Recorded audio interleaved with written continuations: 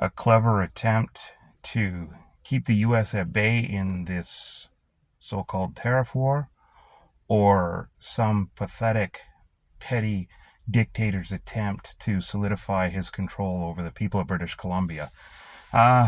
Little different setting today. I was just kind of reading through the news, and it's a beautiful day, so I thought, why wait to do this at home? And may as well do it now. I see lots of people do these things in their car, so I thought, well, why not? So this is about British Columbia's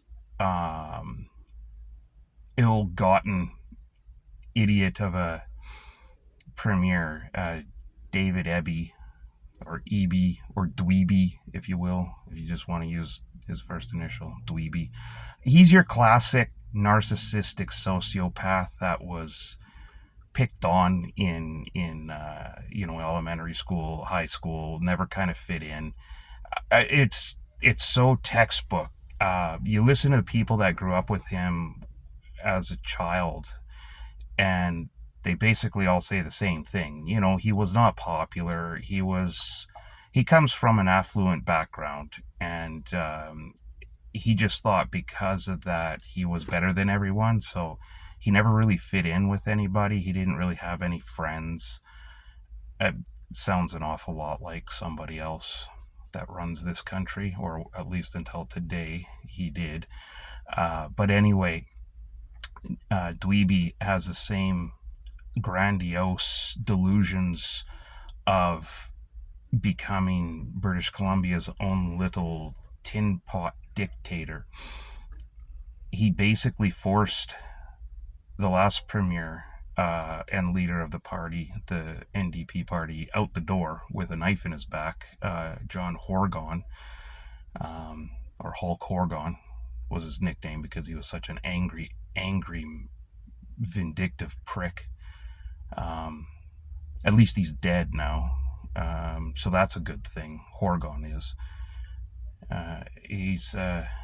I'm sure he's resting nicely down below with a pitchfork up his arse, or we can only hope anyway. Dweeby forced Horgan out, and then when they held a leadership race, the only other person that had the nerve to run against Dweeby, a woman. It's funny how the left just hates women. They just, especially a strong, independent thinking woman, they are so threatened by them. It's ridiculous. He had her disqualified from the race, so the leadership race became a coronation. And there's a pattern here with the left.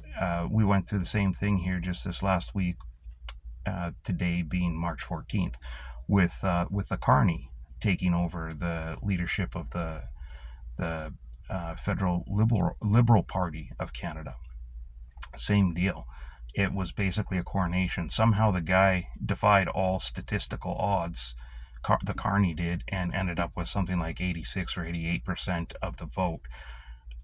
400,000 some Liberal Party members were registered to vote, but for some reason 250 plus thousand of votes got tossed. Now we have no idea why. They're not talking. They don't feel that they need to share that for transparency's sake, or for the sake of confidence in the voting public. Who cares, right?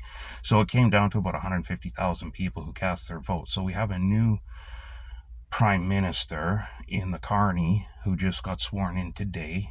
Again, today being March 14th. Who was voted on by roughly 150,000 Liberal Party members. So that's democracy in action, huh? And still no definite date on when they're going to hold a general federal election. So, welcome to Canada. The U.S. people in the U.S. are always screaming about democracy being under threat and under an existential threat. Come to Canada, okay? My dad immigrated here from Germany, East Germany. He first escaped the Nazis, and then they got trapped behind the Iron Curtain when the war ended. And so they spent years evading the Soviet death troops, who were death patrols, who would just murder on the spot anybody that had any inkling of freedom in their mind. If you didn't toe the communist line, you were as good as dead person walking. In some in some ways, the Soviets were even worse than the Nazis because they all seemed to ascribe to the communist philosophy, whereas in Germany, outside of the Nazi Party itself, like a good portion of just the regular German military, they didn't like or believe in what Hitler and his death crews were doing, but they were under threat themselves. You know, if they didn't perform, they'd be wiped off the map. So Heinrich Himmler made sure of that. So it was, you know, for my dad to come here and for the last 5-6 years tell me and anyone who will listen that Canada is headed in a totalitarian direction. He knows what he's talking about. He lived through it. He escaped it twice in his young life. First the Nazis, then the Soviets. So he escaped totalitarianism and he escaped communism. So when he sees the signs arising in Canada, the rollback of basic human rights in this country, confiscation of legally acquired private property with no compensation that we are aware of yet. And talking specifically about the firearms community, all the folks that own firearms just wake up one day and all of a sudden they're in possession of 1 to dozens of prohibited devices and became paper criminals overnight. Seizing people's bank accounts just because they simply disagree with what the government's doing. There are people in this country that hold this country hostage. Just prior to the trucker convoy, the Freedom Convoy, Native groups across this country sat on railroad tracks for weeks, 6-8 weeks, wouldn't move. They shut down the entire east-west transportation industry in Canada Rail. To the point where thousands of people had to be laid off because they couldn't move the trains back and forth. And that was okay. Nobody even said boo to that. A couple of truckers come to town with bouncy castles and a mandate of their own to clean up the city, help the homeless, and bring awareness to what's going on in their industry, i.e., why should we get forced to take a shot of an experimental drug that has no proof that it works or does anything at all to prevent the spread of COVID-19. Sorry, pretty lady walking by. That's one of the disadvantages of doing this, I guess. So, you know, if you work alone in your truck, you're driving tractor, 18 hours a day, and the most interaction you have with another human being is sitting in your truck talking to CBSA or CBP as you cross the border, or handing a manifest out the window once you get to your destination or your pickup point. What's the big deal? Why would you need to have a shot? Sorry, pretty lady walking by again. Same pretty lady. So it makes sense to me. Everyone has their opinion on the shots. I don't really care. That's not what this is about. People should have a choice. But that was taken away from them. And when they stood up and said, hey, this isn't right, their bank accounts got frozen and everything was taken away from them. Their truck, which is basically their entire businesses, were impounded. Windows left open so that when they did go and release them from impound, they had like a foot or two of snow inside the cab because they just left the windows open when they impounded them. So the snow was allowed to blow in for days or weeks in some cases. Just absolutely disgusting. So you look at BC, what's happening here. Okay, well, what is happening? Well, Dweeby, our premier, decided that the current laws we have in place aren't good enough to deal with the so-called tariff threats. And so he's demanding that we put in place special set of emergency powers just for him. And what this would allow him to do is basically, he says, anything that threatens the economy. So that's basically anything you can imagine. Everything has a potential to threaten the economy because everything touches the economy. Whether it's trade or healthcare or housing, goes on and on. All these things affect the economy. And what he's proposing is he needs emergency powers, special emergency powers that allows him basically to do anything unchecked. So if he wants to do something, he can do it. It doesn't have to go to the legislature. They don't have to debate it. He doesn't even have to tell anybody what he's doing. He will just do it behind closed doors. And so one of the things that he's suggesting that he wants to do is enact tolls, road tolls, bridge tolls, ferry tolls on U.S. trucking companies. So these are U.S. trucks that are coming in through BC border crossings and traveling through to Alaska. Now, one of the great things about North America, with the sheer size of it, is the freedom for transportation of goods to move throughout countries without any barriers like that. Like, of course, there are tolls on roads, and bridges. That's one thing. When you go through, say, a state that has congestion pricing or something on an interstate, or you're driving through Canada and there's a bridge toll or something on a bridge to help pay for it. That's not what this is. He's singling out specifically U.S. trucking companies and independents who travel and not picking up or dropping off within British Columbia, but just simply traveling from Washington through, well, I guess we border 3 states, but I think most of it's coming from Washington through to Alaska and vice versa. That's going to do way more harm than it does good. It's an absolutely retarded thing to do. But Ebby Dweeby, he thinks it's a great idea, and it's another one of these things that goes back to his narcissistic, sociopathic personality of being excluded and, kind of pushed out of the group when he was a child. He's never let go of that.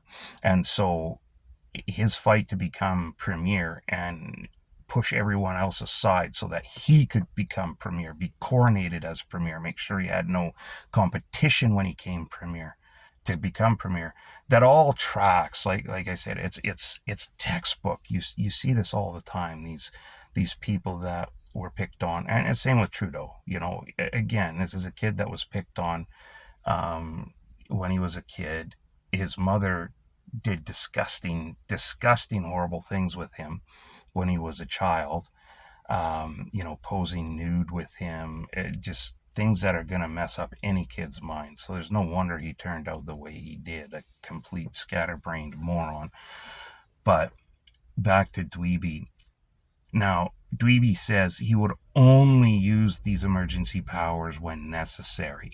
And there's a built-in sunset clause of 2027 where they would either be automatically rescinded or extended if the government saw fit to do so. Now, I ask everyone, no matter what country you hail from, when has a government ever asked for extended powers and then given them up? When has that ever happened? Same with a tax. When has a government ever imposed a new tax that was supposedly temporary and given it up? It doesn't happen. It does not happen. You all know that. So Dweeby saying, I need these emergency powers to do this, that, and the other thing. And I only have to disclose what I've done twice a year, I believe it's once in May and once in October. He would go in front of the legislature and say, here's what we did. So, only twice a year he has to say all this stuff. Otherwise, it's all done behind closed doors and you don't see a thing. That's scary, because what's to stop him from all of a sudden going, we need more money for our progressive left-wing agenda, so we're going to just put tolls on every road now, every major road. Every ferry is going to have an extra toll placed on it. Everyone, up here, oh, that's just dumb. No, he's just doing it. Yeah, really? Really? This guy's a piece of work. Um, he said in his campaign last fall, because we just had a provincial general election last October, he promised everybody he would give them a $200 or $250 stimulus check. And then Donald Trump gets voted in, says it sure would be nice if Canada became the 51st state. And first thing Dweeby does is go, oh, I'm canceling those checks. We just can't do it now. Too much economic uncertainty, so I'm canceling them, which was a perfect scapegoat for him to cancel that project, because he was never going to follow through with that anyway, let's be honest. It was just to entice on-the-fence voters who weren't invested one way or the other, and they just saw that and went, well, if I vote for this, for Dweeby, at least I get a $250 check in my pocket. That's the stupid thinking of people in this province, a lot of people in this province. I'm not saying all of them, but I mean, outside of Metro Vancouver, logic thinking and reasonableness prevails. But with inside Metro Vancouver and over on the island, it's basically California. These people are stupid as hell. And they'll vote for this crap over and over, which has been evident. It's ridiculous what people will put up with for the stupidest reasons. Oh, but he sounds so convincing. He sounds like he really cares. And he keeps saying how he's going to fight Trump and this and that. Yeah, but it's been 2 months and he hasn't done a damn thing. He hasn't done anything, taken no real action at all whatsoever. He just talks. And people love that. They love the talk. I don't know. I like action. I don't want to hear someone babble on and on. I just want action. And I understand the irony about me not wanting to hear people babble on and on when that's all I seem to do is babble on and on. I know I got to tighten up these videos, but for now, like I said, still script free and everything. So it's scary that Dweeby wants all these extra powers, these emergency powers, to which he will never be held accountable, because nobody will ever be able to know what the hell he's doing, because he doesn't have to say anything. He can just go ahead and do whatever he wants, whenever he wants. And anybody who thinks it's going to stop with the US is a freaking fool. And you're probably one of the morons that got tricked into voting for Dweeby in the first place, because you thought he was going to end carbon tax like he said he would. No, he still hasn't done that. He keeps blaming it on the federal government, saying, well, as soon as they put in the framework to end it, then I'll end it here. No, buddy, you could end it anytime you want. All right, because BC is not part of the whole federal framework, carbon tax framework. And one way or another, we know it's going in the next couple of months, because God help us, please that the Conservatives win, Conservative Party of Canada wins, then they're getting rid of it. They're going to axe the tax, as they always say. And even the Carney says he's going to get rid of the carbon tax as it is, and he's just going to push it over to corporate, which will come back to us with a markup. So it's going to be even worse under him. But either way, the carbon tax as it stands right now is gone, which means there's no reason why Dweeby can't rescind the carbon tax now. Because, and again, when it was first brought in 2008 by the BC Liberal Party here in British Columbia, it was brought in as a revenue neutral tax. Every penny they collected, every penny went right back out to industry and to people in the forms of, tax cuts, rebates, and was reinvested in industry to help as far, like in the form of grants and stuff to help companies deal with pollution and emissions.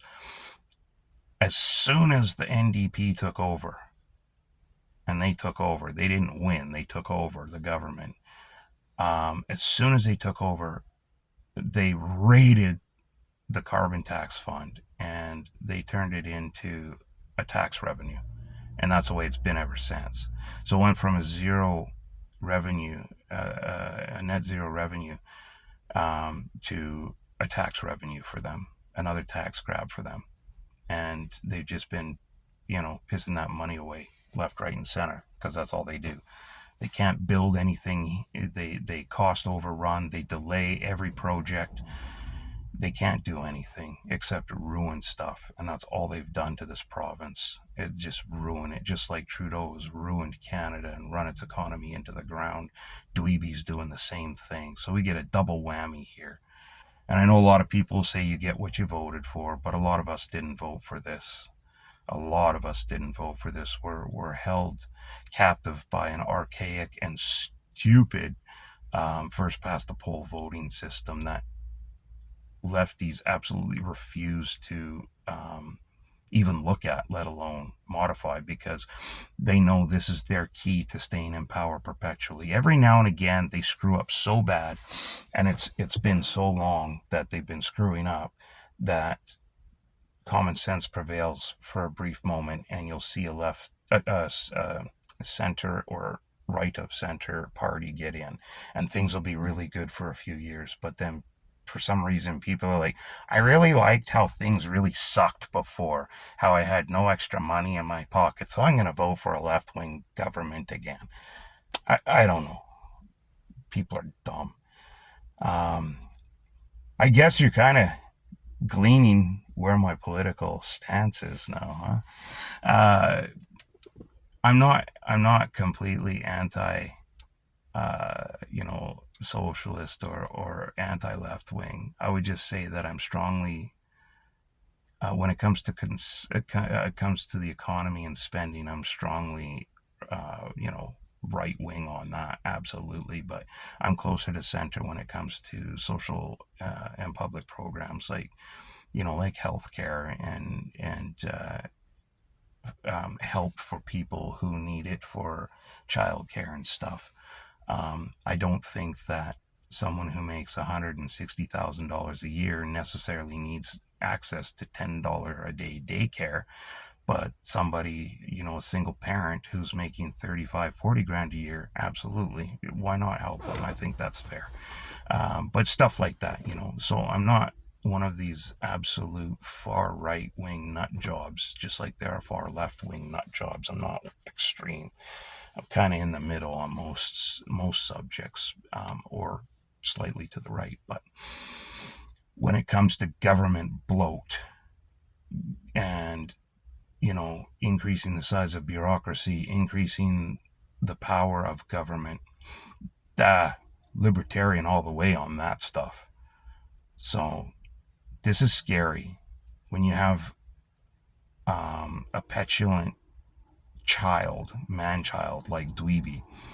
And he's known to be angry, just like Hulk Hogan.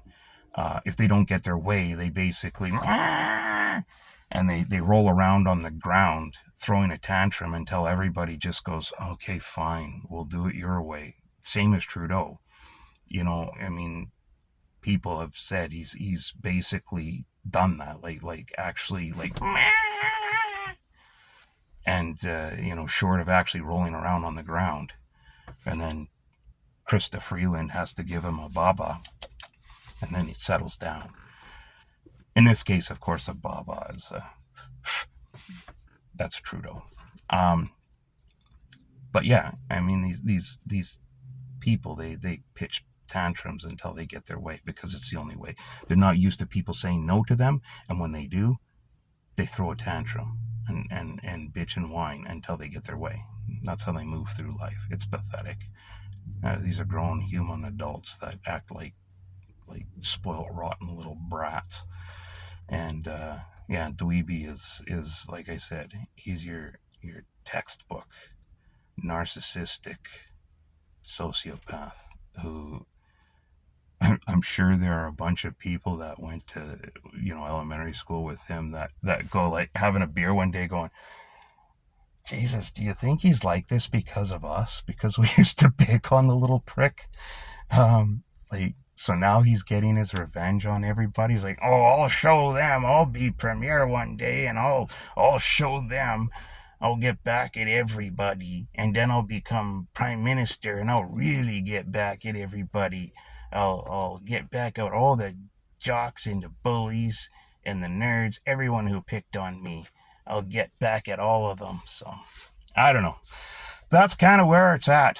Dweeby trying to give himself more emergency powers, and in this climate right now, anybody opposing this bill is going to be singled out and canceled because they'll be labeled a Trump lover, a Trump supporter, a MAGA, a Canadian MAGA, or whatever other stupid terminology the left comes up with.